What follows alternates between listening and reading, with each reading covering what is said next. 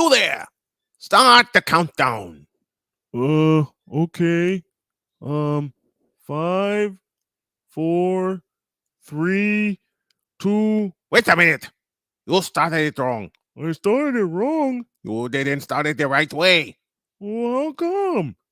I get someone else. You there! Yeah, I'm right here. Need something from you. Okay. Need you to start countdown.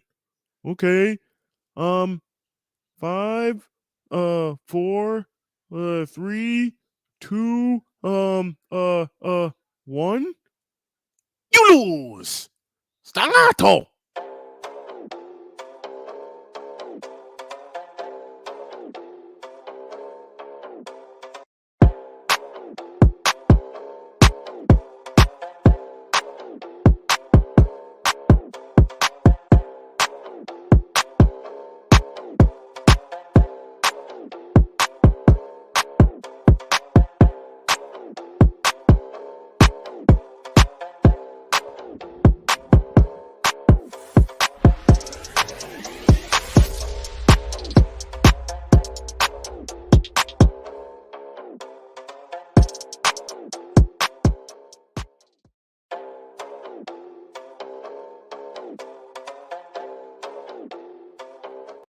I pushed the wrong button.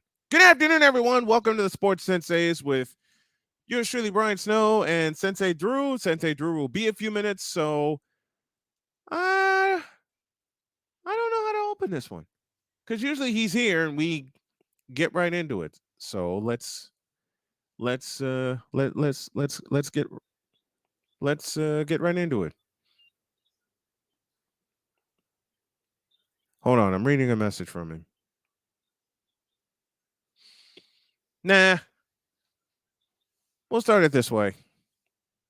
Anybody like baseball? I certainly do. Anybody like basketball? Hockey? Hockey? Someone say hockey? Yeah. Well,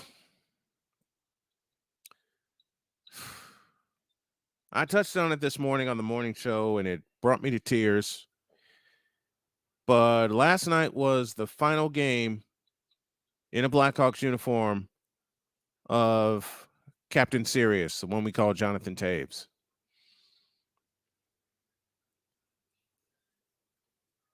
Captain, we've enjoyed you. We love you. We're going to miss you. You made hockey fun for us in Chicago. You made it worth it. You made it worth everything for us to either watch on television, watch with friends, or watch with 20,000 of our friends at the United Center. And when those 20,000 people at the United Center came together and saw you and Patrick King and Patrick Kang and Kane, oh gosh, and Duncan Keith, Brent Seabrook, Corey Crawford, you know, the ones that brought us 3 Stanley Cups in 6 years. We're going to miss all of that. It's going to be hard to see you either not on the ice at all or in a different sweater. Because for 17 years, that bunch that I just named was the heart of Chicago Blackhawks hockey. They made it fun again. Earlier this morning, I mentioned some names such as Dennis Savard, Doug Wilson, Victor's favorite goalie, Eddie the Eagle Belfour, Jeremy Roenick. We miss those guys. But the closest they got to a Stanley Cup was 1992 against Super Mario and Jaromir Jagr and the machine we like to call the Pittsburgh Penguins.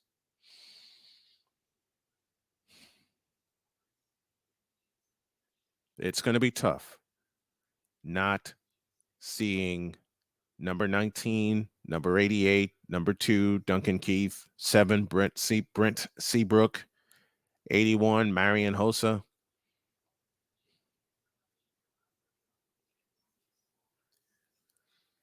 Will be quite strange it's strange enough to see Patrick Kane in a Broadway blue shirt, but the deal had to be done.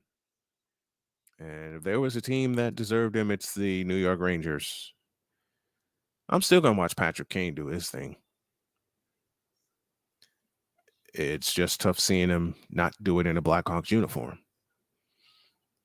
And last night, after a 5-4 loss to Philadelphia, which officially signaled the end of an era and officially signaled the beginning of the rebuild.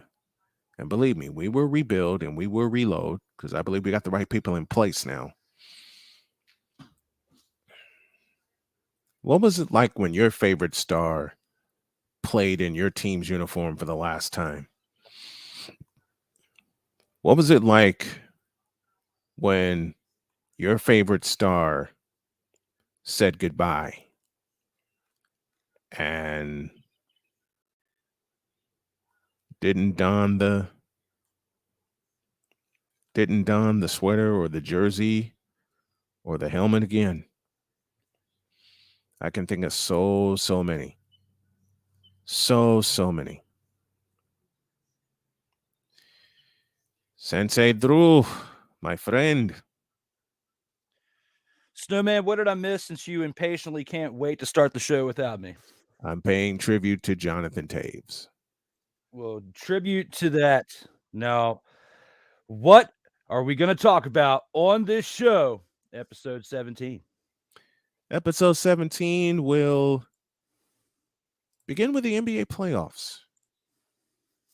And my question to you, Sensei Drew, what's the most intriguing series you're looking at? No, you don't want to hear it, Snowman, but the actual Grizzlies and the Lakers are the series that I'm looking at because we got to see how serious. Why'd you say the actual Grizzlies? Yeah, because it just felt like something they would roll off the tip of the tongue. They would feel pretty good with that one. But but when it comes to LeBron, we've given him so much hatred over this season, and he has elevated this team to making the playoffs. As of course, teams ranked 7 through 10 in each league have a chance to do the play-in tournament to get in. Okay, so it's a little bit different of years past as we've seen that recently. But the fact that he did it and that we could potentially see a 7-game series in the first round with the Grizzlies, who knows? Who knows if LeBron can actually do this at age 38, but it's looking pretty good for the Lakers right now.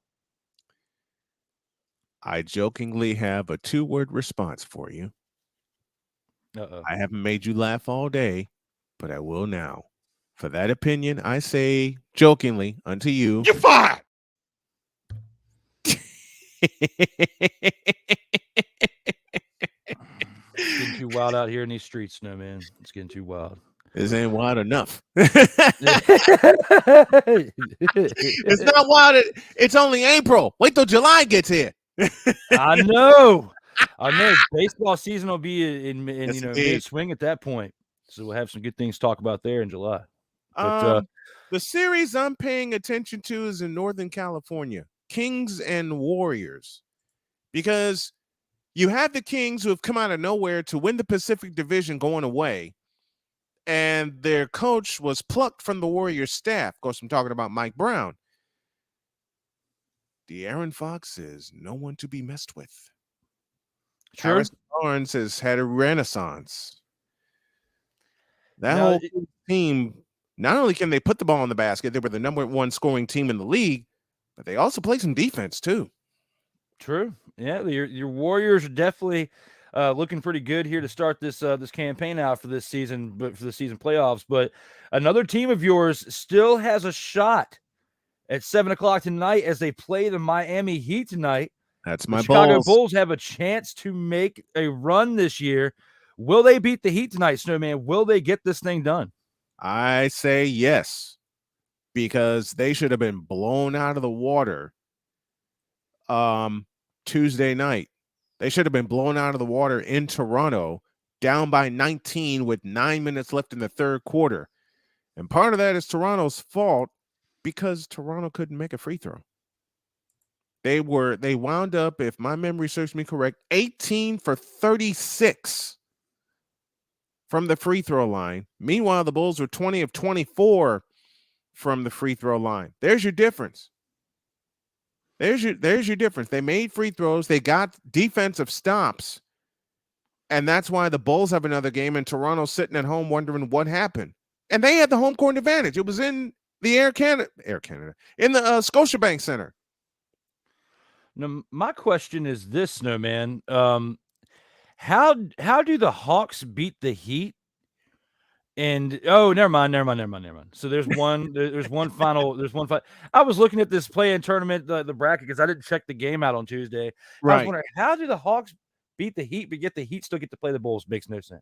But I now see it. It makes no sense. Well, if you're not the 10th, if you're not the 9 or the 10 seed, you're guaranteed 2 games. Okay. If you are the 9, if you're the 9 or the 10 seed, unless you win at that seed, 7 and 8 are guaranteed 2 games and 2 shots to get in.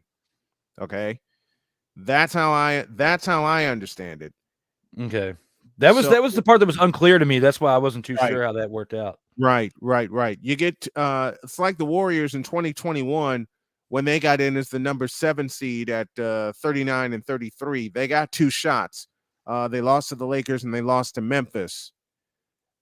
But the Bulls became the first 10 seed, Oklahoma City now being the other, to advance in the play-in tournament. This is going to be a tough call for the Bulls, but I think they can get it done. Yeah, it's going to be interesting to see how this happens, man, because, the Bulls beating the Raptors by 4, the Heat is definitely going to be another matchup that's going to be interesting because the Hawks are a very good team, and the Hawks beat them by 11. And, with the Bulls barely beating the Raptors by 4, I feel like this is a pretty even matchup to where it's going to be coming down close to the buzzer to decide who advances past this game. But I will say the Bulls 94-92. I say Bulls 108, Heat 102. It'll be I really believe this will be a 100-point game just because of the pace of the NBA. Just because of the new pace of the NBA. Fit Down Sports is with us from Connecticut. He says, thanks to both Sensei and Drew for coming on Fit Down last night. It was like the bread to a tasty sandwich. Good looks, gentlemen. Hail to the Senseis. Did you go on there while Rob was on there? I was on there for about 30 seconds. While Rob was on there? While Rob was on there, and then my body crashed. Yeah, my body crashed. I was watching it. I and I was like, I'm gonna wait till he leaves. Yeah, like I didn't even see you on there. Wait a minute. When he popped up, that's when my spider senses went off. Yeah, I just don't want to do, like, it's just mind numbing, like to watch it. Like this is our show, so we can say whatever we want. But yes, when it came to getting on there, I was like, all right, I jumped on there with Dietz. I was on there with Dietz for like 45 minutes. Yep. Towards the end of his show, and we talked a lot of good stuff, from football, basketball, to wrestling, all sorts of stuff. It's fun. It's fun with Dietz. Yeah, had a great time, but it's just you gotta know when to hold them, know when to fold them, Walk away. And when he popped up, I refuse to say his name, but when he popped up, I walked away. I crashed. I'll say his name. Was it Rod East, Rod West, Rod Isaac? Pick a name, brother.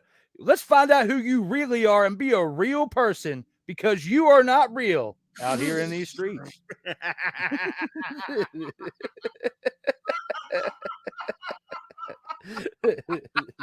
You're the one with 17 names, not me, bro. Look, I have a total of 3. My official name, my on-air name, and the nickname my wife gave me around the house, which, of course, is Tall Man. For those of you who see the Cash App, that's what she calls me. I'm good. Yeah, I'm good, too. I'm good with a nickname and my real name. Like, I'm good. We had a fabulous time with Chris Dietz last night on Fit Down Sports Show, and bowing to Chris Dietz and thank you to Dietz for having us on last night. Back to the NBA playoffs.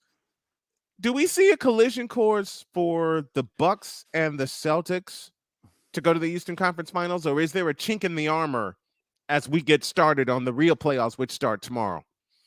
Both of these teams have been very well hyped up for the past couple of years between the Celtics and the Bucks. The Bucks recently winning a championship not too long ago, with Giannis. Right. And Celtics not too far off as well as far as the caliber of being able to do that. They've got some hurdles in their way. There are some good teams in the playoffs, especially for the east side of the NBA. Right. The fact that we have the Knicks and the Cavaliers in the playoffs, at the same Can you time. believe that? And at the same time, At the same time. yeah, At the like same time. there's so many teams in this playoffs this year. I mean, even the Clippers, even Russell Westbrook made it to the playoffs for the West side. There's a lot of stories within this NBA playoffs. Now, some are going to be short-lived, some aren't going to last as long. But will I be surprised to see the Bucks and Celtics not face each other in the championship series leading up to the NBA? No, I will not be surprised to see them not make it to the Eastern Conference Finals. One of those two teams will make it to the Eastern Conference Finals. Yeah, but I won't be surprised if they don't face each other in the Eastern Conference Finals. Yeah, one of those two will get to the Eastern Conference Finals. It just depends on the draw and how the series play out. That's our look in the East. Our look in the West. Can anybody stop the Denver Nuggets? Are they? I've been wanting to say this, and I know Cool McCain's going to get mad at me and bark at me for this, but I will go ahead and say it. Are they a legitimate number one seed? I'm still disappointed with the Nuggets for letting go of my guy Bones Highland out of VCU because he was drafted to them. Then they ship him to the freaking Clippers, and that's why the Clippers are in the playoffs doing what they're doing is because of no, it's not just because of Bones Highlands, but that's what I'm going to say. That's going to be my argument with that one. But when it comes to the teams that are in the playoffs and are making a run, Denver Nuggets right there, especially for the East, for the West, are going to be making some great strides in this playoffs. But there's been so much hype on Denver over the past 3 to 5 seasons, Snowman. Right. And what have they really done? What have they really accomplished in that time frame? Now, they've accomplished more than what they did when Carmelo Anthony was on the team. Give you that. Yeah, they did. It's tough to say that because everybody loves Carmelo, and they wanted Melo to get a championship at some point. Doesn't look like for some reason they loved Carmelo. I don't know why. I don't. And then he went to New York, and then we know about what happened. We know the end of that story. Yeah. So and now both of his former teams.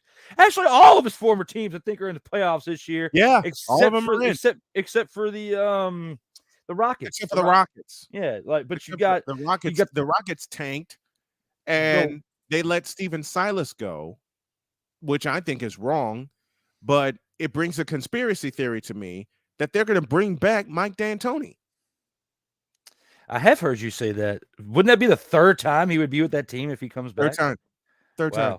How often does that happen to where you get fired twice and then rehired a third time? Mm-hmm. Not often. I cannot remember anybody ever getting fired twice from the same position and then rehired for a third time. Third time will not be the charm for D'Antoni. It didn't work out the first 2 times. You got to be crazy if you think it's going to work out for a third time or work out on the third time. Yeah, but you can read the tea leaves from here that Steven Silas was a dead man walking when he signed the contract in Houston because they would not allow him to implement everything that he wanted to do. And most of what he wanted to do, thanks to his dad, Paul Silas, was preach defense. Snowman, I feel like somebody's smoking these tea leaves if they want to bring back Mike D'Antoni. They're smoking a lot more than tea leaves if they want to bring back Mike D'Antoni. They're smoking a lot more than that. They've got to get it together over here in Houston. With the failed transitions between you had Russell Westbrook when he was still within his prime. It messed that up. You had the beard. You had James Harden at the prime of his career, at the best that he was in his career, and you still couldn't do anything with it. You had Yao Ming at one point. Like the tallest Chinaman ever and one of the tallest basketball players of all time. To be able to do what you had all of this talent. Tracy McGrady. The list goes on. Hakeem Olajuwon. But yeah, you did win 2 championships. But still. They won 2 with Olajuwon. Yeah, but still, from that point forward, it's been almost 30 years since that happened. And what have you really done from that moment? Not a doggone thing. Yeah. Not a doggone thing. Odette shed some light for us. 7 and 8 seeds are double elimination. 9 and 10 are one and done. And I think that's what that's a question that you posed earlier. How the Heat get a second game. 7 and 8 are double elimination. In that.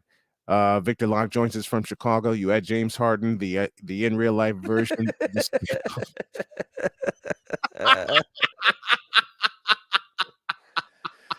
Vic crushed it with that one. Stay puffed, Marshmallow Man. There's a mic drop for you right there.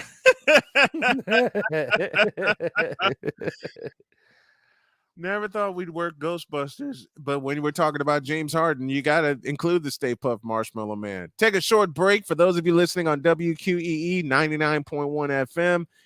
We'll pause, and when we come back, you don't know what we're going to talk about next, but it is Friday. It is the Sports Senseis, and I will tell you, we're going to dive into the XFL. Their season's coming to an end, and the USFL is beginning. All that when y'all get back. Home of Southern Sports and Talk. WQEE 99.1 FM, The Key. Home of Southern Sports and Talk. Noonan, Sharpsburg, Franklin. Hey, sports fans, it's Rod Peterson here, host of the Hey, sports fans, it's Rod Peterson here, host of the Rod Peterson Show, inviting you to join us daily for 2 hours of Atlanta's funnest sports talk right here on WQEE. I say fun because it is. You've never heard a show like it because we make the listeners a part of the show every day between noon and 2 p.m. Eastern. You'll hear plenty of the best sports talk, including the latest on the Falcons, the Braves, and more. And who knows, you might even hear you. That's the Rod Peterson Show, daily at noon, right here on WQEE 99.1 FM. Are you looking for a reliable dental practice that not only cares about your teeth, but is friendly to work with? How about one that offers great deals and new patient promotions? Well, your search is over. Most Valuable Smiles in downtown Eatonton, Georgia is committed to giving you the biggest and brightest smile. Right now, get a $99 new patient special, including x-rays and exam.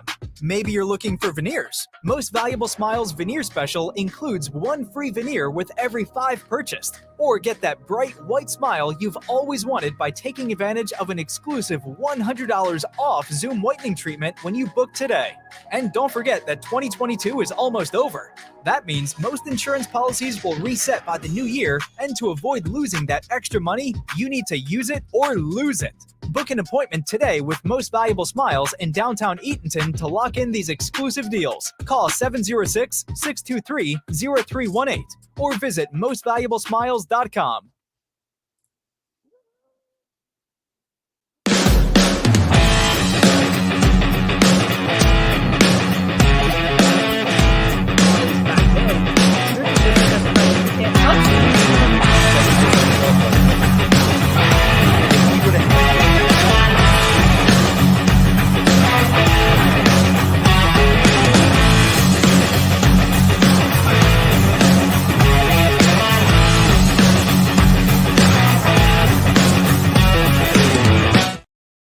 That's right, folks. It's the master of the in or out sports debate, my brother Drew, and you can catch that each week. And I'm hoping to get back in the vault and get back on the in or out sports debate. Of course, that's going to depend on schedule, but you can catch it each week on the Legacy Maker Sports Network.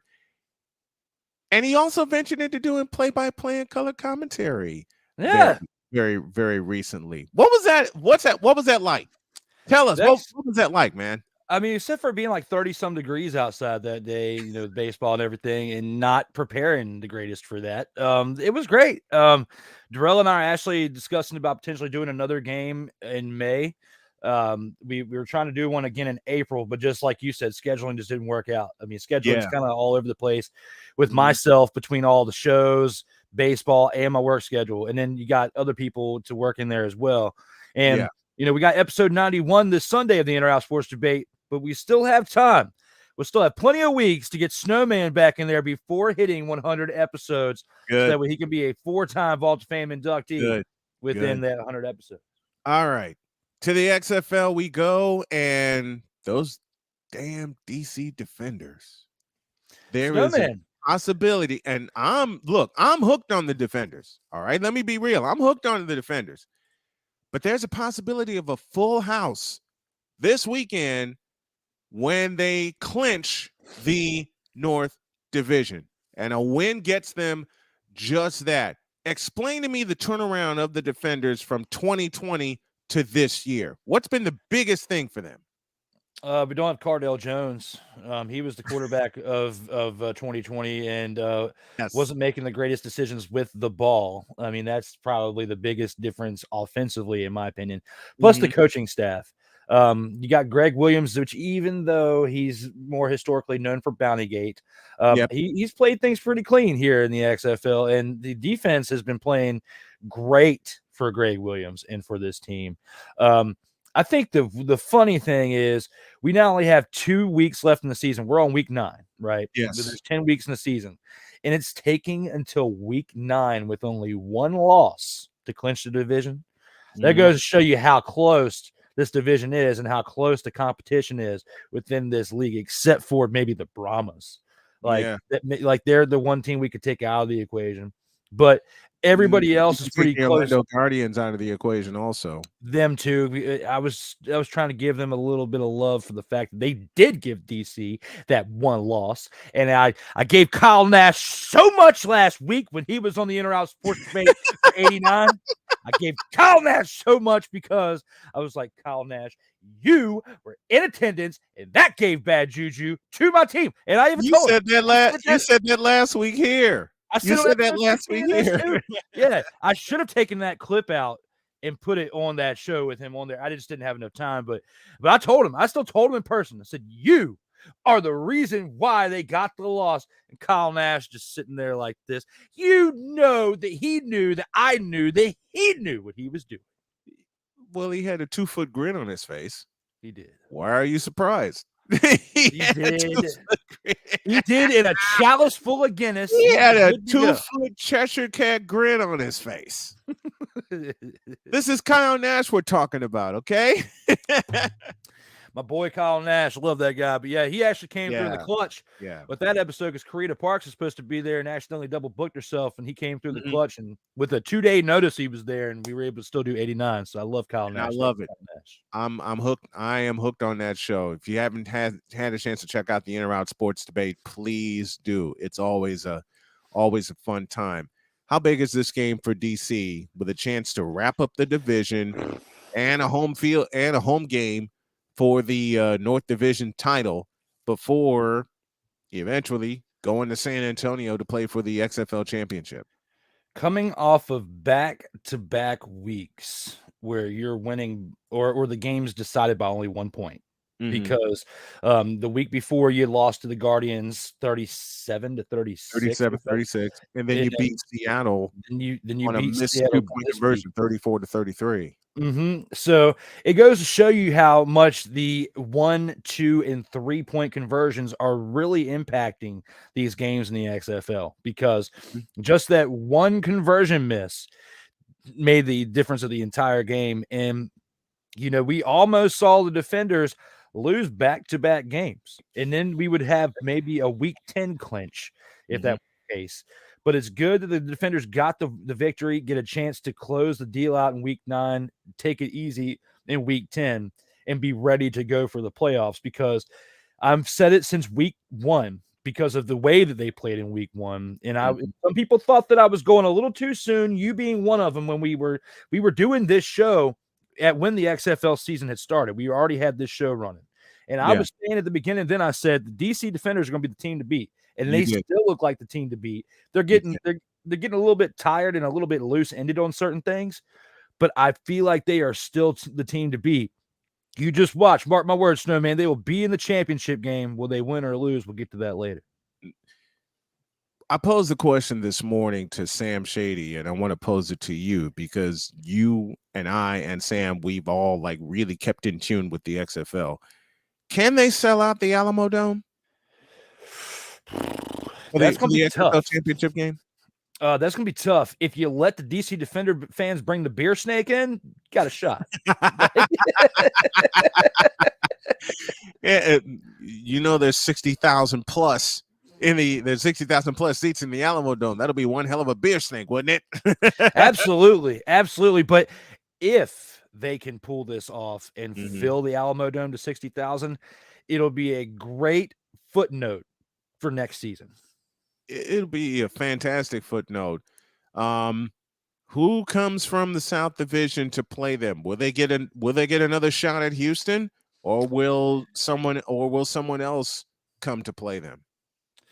I think Houston will have another chance. Based on what we've seen out of Houston this year, we haven't seen the Houston Roughnecks of old. They definitely do not look like the previous rendition. It looks like maybe the Roughnecks traded teams with the DC Defenders for the type of quality of what we got in the 2020 season.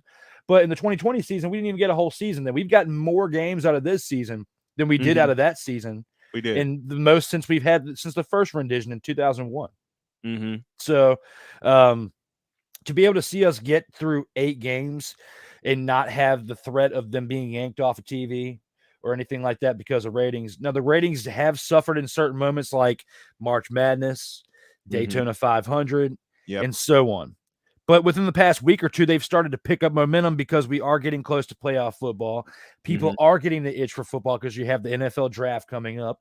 We have all this stuff going on with Aaron Rodgers and the hype still, and you still have XFL giving you football on the weekends. If you love football, it's a great time to be a football fan. Well, Houston has clinched a South Division title game berth. The Defenders have clinched a playoff berth. They just await their opponent. Speaking of opponents, it's coming down to them and St. Louis, and they've swept St. Louis in the during the regular season. So they will more than likely get a third shot. If St. Louis takes care of business the next 2 weeks, they will get a third shot at St. Louis, and it'll be in the nation's capital. So how huge will that be to have that home field advantage for DC? I was about to say Washington. For DC. It will be huge. However, I have a bad feeling if we face St. Louis again. Really? Because of what we've seen from this team throughout the season between the connection from AJ McCarron to Austin Prohl and the other the other players in that team, especially their defense. Their defense looks pretty solid too. I just have a feeling that with the way that the first 2 games went down, AJ McCarron, who's a very smart player, very smart quarterback, was a great backup as well in the NFL, even coming from a great collegiate career. I feel like he's learned enough from playing this DC Defenders team 2 times that he's going to find a way to beat this team if they play each other in the playoffs. And that is the one matchup that I'm afraid of leading up to the championship game that could potentially derail this season for the DC Defenders. Well, why do you think the TV ratings, you brought this up before, and I want you to expand on it. Why do you think the TV ratings went down for about, I'd say, a 2 or 3 week period? I know the main answer is March Madness. Yeah. What do you think also has curtailed them? March Madness being the biggest one, like you said, but Daytona 500 has been big too. They took it for the 1 week, but still, like, NASCAR fans are kind of spotty. They get hardcore about racing for the first 1 to 2 months, and then they kind of die down for the next few months, going through summer and everything. And then they'll ramp back up towards the end of summer when it gets to championship time. Okay. So the first month or so is going to be a split between basketball and racing. Okay. Because baseball, you got your hardcore fans like yourself or myself that'll check out some games here and then so we can stay up to date with it. But even people don't really get hardcore into baseball until around All-Star break. So and it's a sprint from there to the end of the season, watching their teams if they have a chance to clinch a playoff berth, or if they're tanking for the rest of the season. It's just it's like you said, it's the All-Star break is where basically all the fun starts. Absolutely. And that's why between that and all that I said, I feel like, of course, the biggest definitive answer is going to be March Madness because, we're just now in April, and the biggest reason why we've seen our ratings dip for the XFL the past few weeks has been because of March Madness. And now will be the test of time to see, will it be more viewership going to NBA playoffs, which is usually the factor in past history, or we see a little bit of a gap between now that we've got XFL back, because once USFL gets back here, I don't think they're going to have as good a ratings as the XFL did. I don't think so either. And speaking of which, let's go to the USFL. They kick off tomorrow with a 4:30 game in Memphis, Tennessee, with the Philadelphia Stars and the return of the Memphis Showboats. Of course, the Memphis Showboats in the 80s gave us the late, great Reggie White. Mm-hmm. The Stars coming off of a championship game appearance where they lost to the Birmingham Stallions. You know, how confident can Philadelphia be going into this matchup with the Showboats, formerly the Tampa Bay Bandits, Tampa Bay Rowdies? What does Philadelphia do? What can Philadelphia do to get off to a better start this year than they did last year? Don't do what you did last year, Philadelphia. Just do the opposite. 2 words. Do better. That's all you can do in this moment. Yeah. Don't do worse. Do better. That's all you can do. Now, USFL, in my opinion, is like the minor leagues of football because you got the XFL. Some people, even Joey Raymond, the Internet Sports Bay, will say, hey, the XFL could be a minor league system for the NFL. No, I disagree. XFL is like AEW to NFL's WWE. Okay. And so why would you want to have that when you could have your Ohio Valley Wrestling be USFL?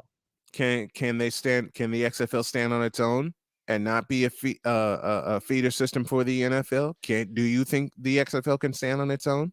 When you have it ran by Dwayne "The Rock" Johnson, anything is possible, Snowman. Anything. Anything is possible.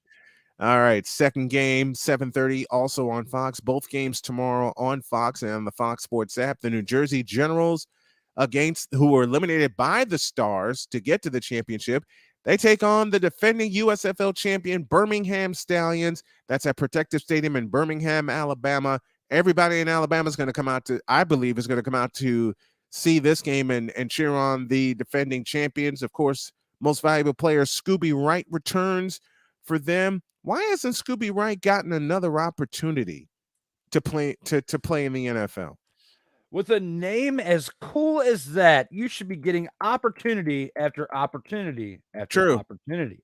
True. Because that is a sweet name. Now, when you look at this into perspective, there may be some type of off the field issue that isn't coming to light that we aren't aware of, which in time we'll probably find that out. But as of right now, I don't see where the fine line is. It doesn't make any sense to me because, again, somebody with that name should be getting these opportunities. Sunday's game starts at noon over on NBC and Peacock, and I'll be taking a look at this one. It's the Michigan Panthers and the Houston Gamblers. They'll play in Memphis, Tennessee. And the second game at 6:30, Pittsburgh Maulers and the New Orleans Breakers. And I love the way they scheduled this. They scheduled these two games around what's coming to be the tail end of the USFL season. Talk to me about that. It's going to be interesting to see how that all pans out because this rendition of the USFL, they're hyping it up to be a little bit more special than the ones of the past. But I honestly, Snowman, I've been getting so hyped up into XFL. I haven't paid too much attention to the USFL yet. And once we get games ramped up this season, next week, I'll be able to give you a little bit more when we're back on next Friday. But I can't give you that much right now just because I don't really pay too much attention to it until we actually start seeing the production. And you're the same way I am. I'm just looking at the matchups. You know, I long for the days of Bobby Hebert and Jim Kelly, Michigan and Houston. And I just miss those days. And you're right. We're not going to know enough about the XFL until we start getting some games in, and the first games come this weekend. Let's pause for another break. And when we come back, we're going to talk some baseball. Do the Atlanta Braves have another division championship run in them? Do they have a World Series run within them? Drew and I will break it down after this. WQEE 99.1 FM, The Key. Home of Southern Sports and Talk. Noonan, Sharpsburg, Franklin. Moving is a big decision. Selling or buying a home in any market, but especially today's, can raise a lot of questions. Hi, I'm Amy with Killingsworth Realty. My husband Todd and I serve the Coweta and local area. Our purpose at our first meeting is to learn your goals, answer questions, and provide resources so that you can make the best decision for you and your family. Find us online at killingsworthrealty.com or call 678-525-0047 to schedule a free consultation today to discuss your real estate needs. You don't have to do this alone. If you have diabetes and you're on Medicare, you may qualify for a free continuous glucose monitor system. Managing your diabetes is crucial to your health. The new CGM systems can automatically manage your diabetes better for you.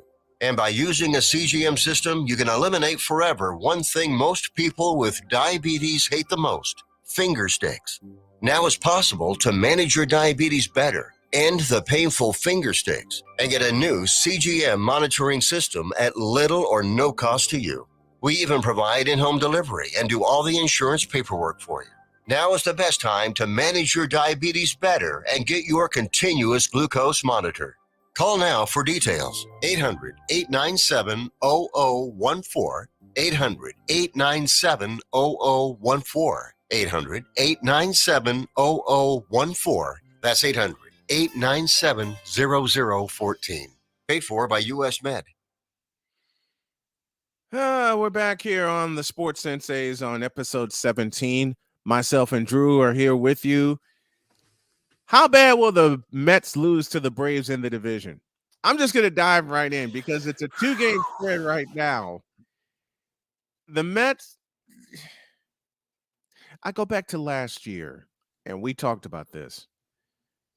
The Mets led this division by double digits over Atlanta, and they choked.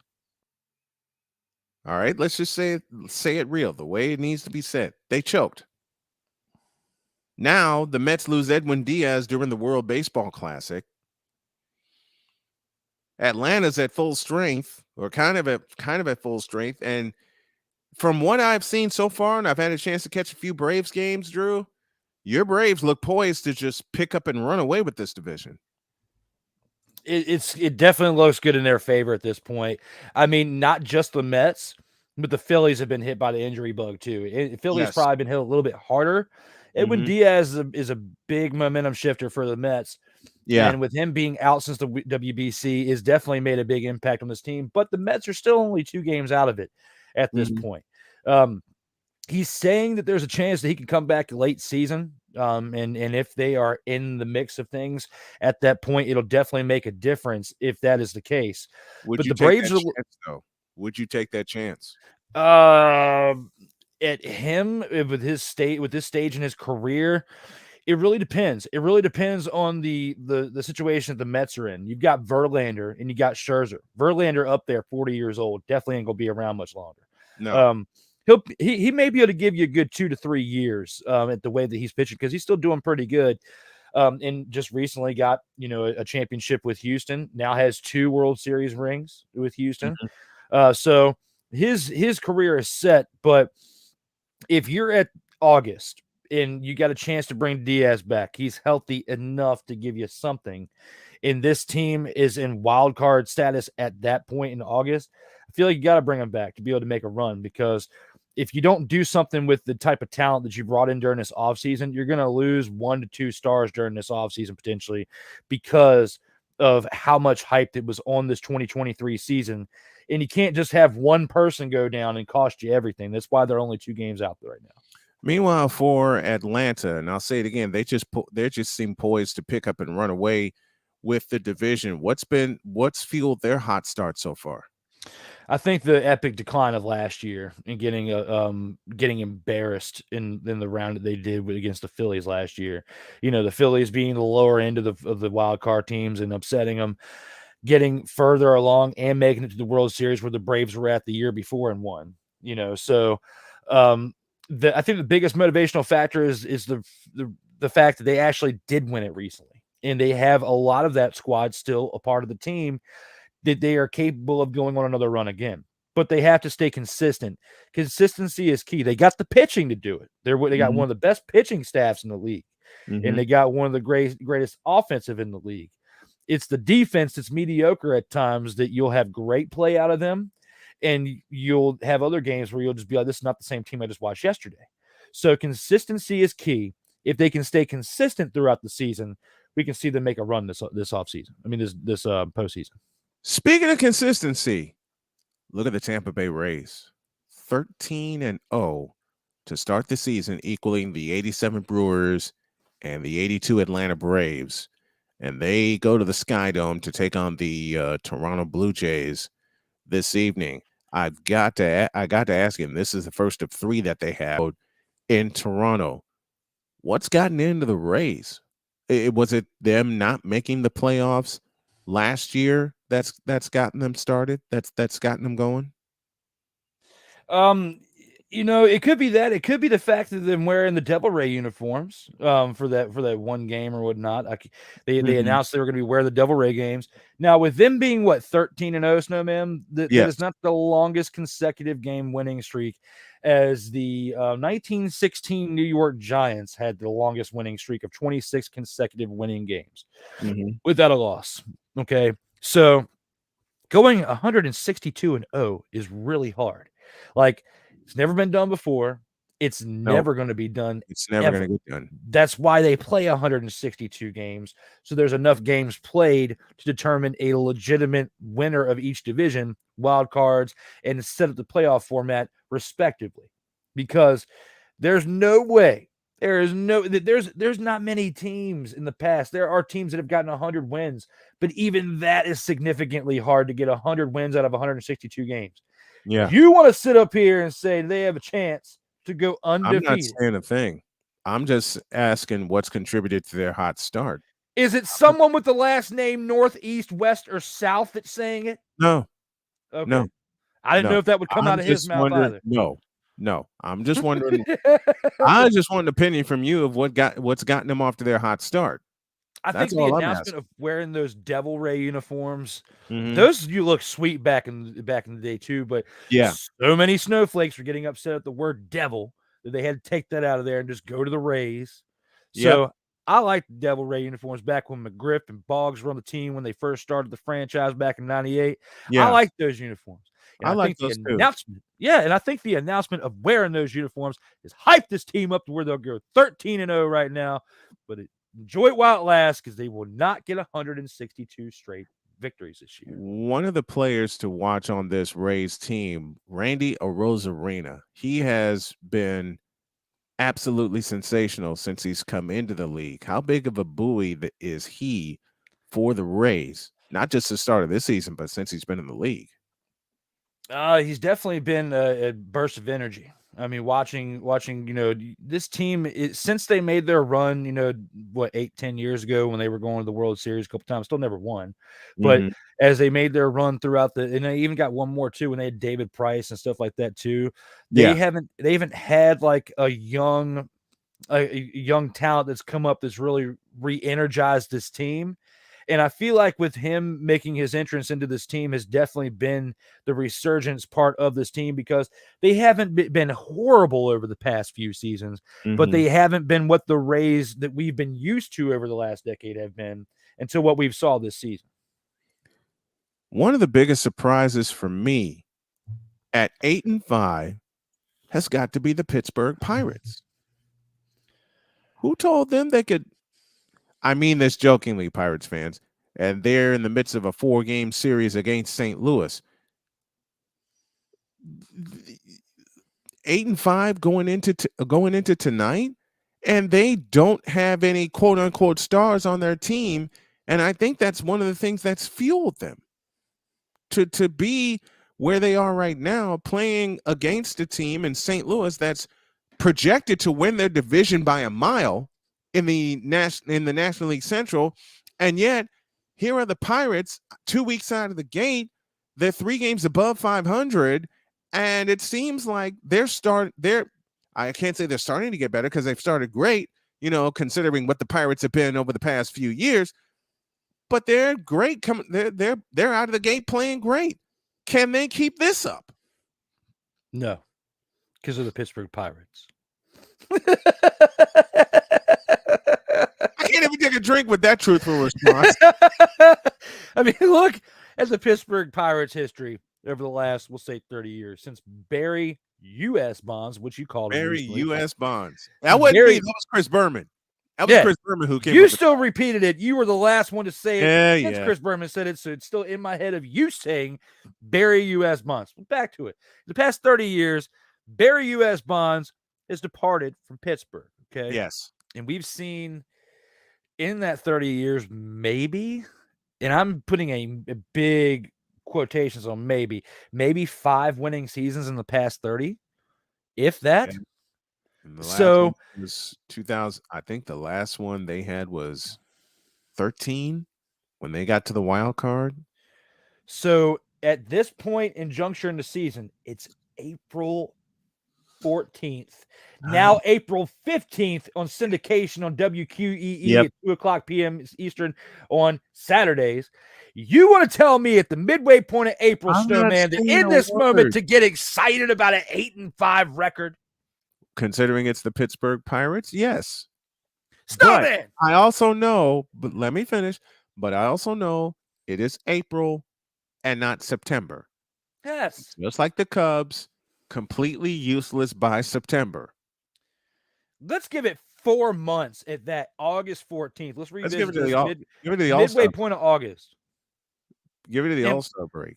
Yeah, That's all I'll say. All-Star Give it to the break, All-Star 4 break. months from now, a midway point of the season. Let's revisit this and see, was Snowman drinking some special Kool-Aid on that 8-5 day?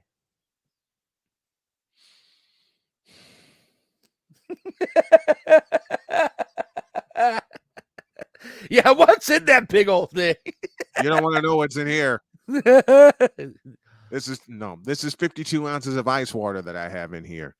Zero sugar, Not that. Snowman. There you go. It's not that. It's this you got to worry about. This is nothing but green tea and lemon zinger that I've had. I haven't broken out the hard stuff yet. I was bouncing off the walls with all that regular Coca-Cola and stuff, and then I started liking that strawberries and cream, like it tastes like a dessert, like Dr. Pepper. So I started drinking the zero sugar one. Zero sugar one tastes just like the regular one, and you don't feel like your teeth are going to fall out of your head when you drink it. So I'm going to stick with this unexplicited name drop. That's what I do. I do zero sugar also. He said your teeth are not going to fall out of your head.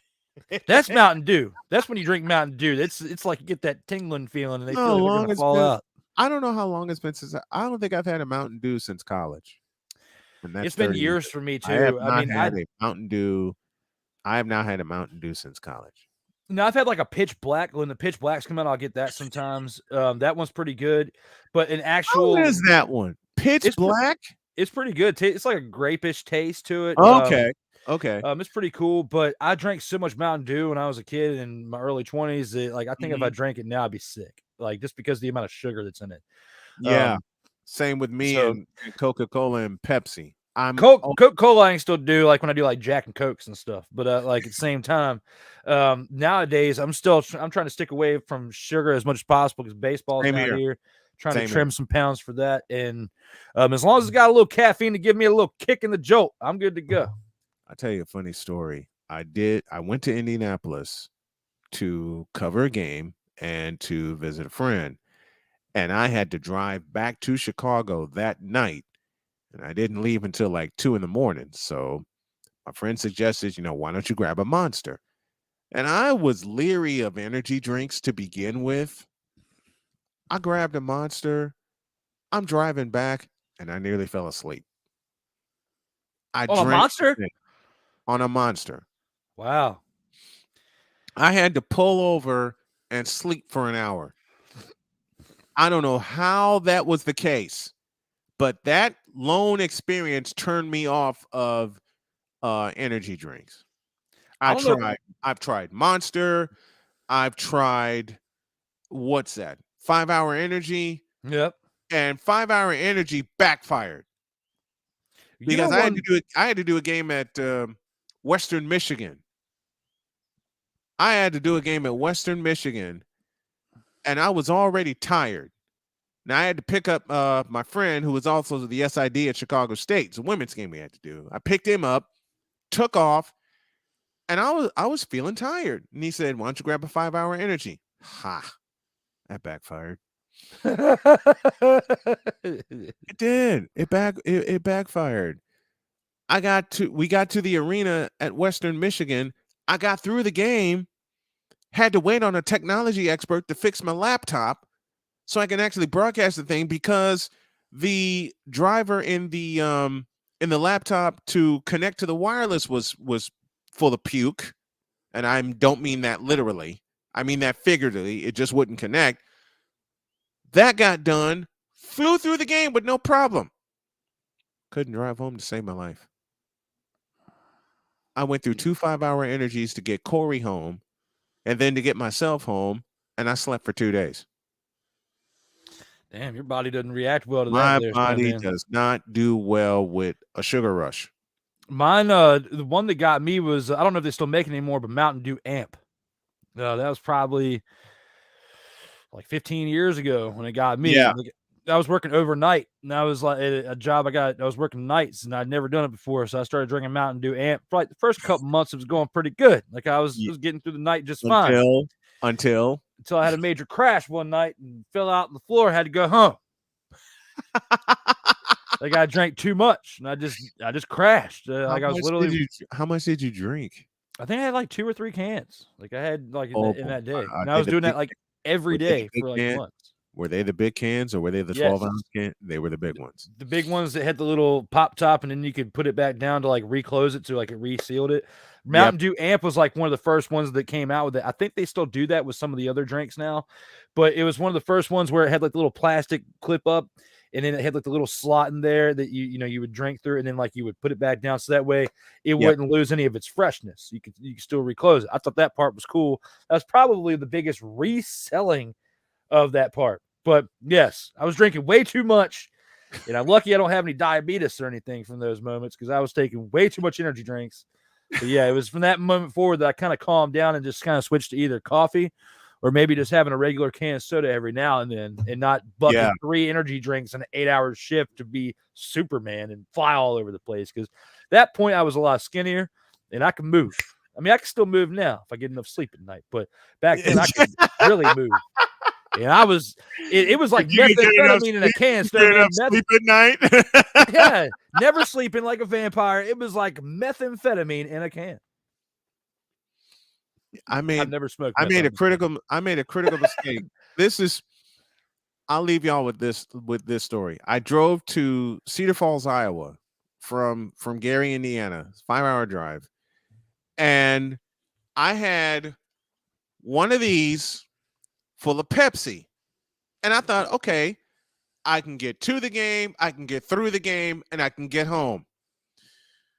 How wrong I was, because I didn't even get halfway through that thing, and I'm pulling over at a rest stop getting more. I'm serious. I'm pulling over getting more. And I get to the McLeod Center, and I get in the McLeod Center. One of the students let me in. I explained to him who I was. I had my equipment with me, and all I saw was a comfortable chair. I sat in that chair, and the next thing I got there at 2:00. I got there at 2:00. It was a 7:00 tip. I sat in that chair, and the next thing I knew, it was 5:30. You went to sleep, Snowman? I fell out. Shirt. You went to sleep at an event? I wasn't on the floor. I wasn't on the basketball floor when that happened. I was in the back near the media room. Okay. I was in the back near the media room, and my good buddy Gary Rima, a very dear friend of mine, found me. Because all he had to say to wake me up out of I was gone. All right. I kept saying to myself, okay, I'm going to go ahead and go home because I shouldn't be here doing this game. And then Gary Rama walked in and said, I'm looking for the voice of Chicago State University. And I snapped into business mode. I don't know how that woke me up. And Gary and I have been friends since. 15 years we've been friends. We got to get out of here. Thank you, Sensei Drew. Thank you to those in the chat, including Victor Locke, including Chris Dietz of Fifth Down Sports. Everyone who joined us, we'll be back with y'all next Friday with more stuff. And when I say more stuff, I mean just that. We are out of here. We'll see y'all next week. God bless you, everybody.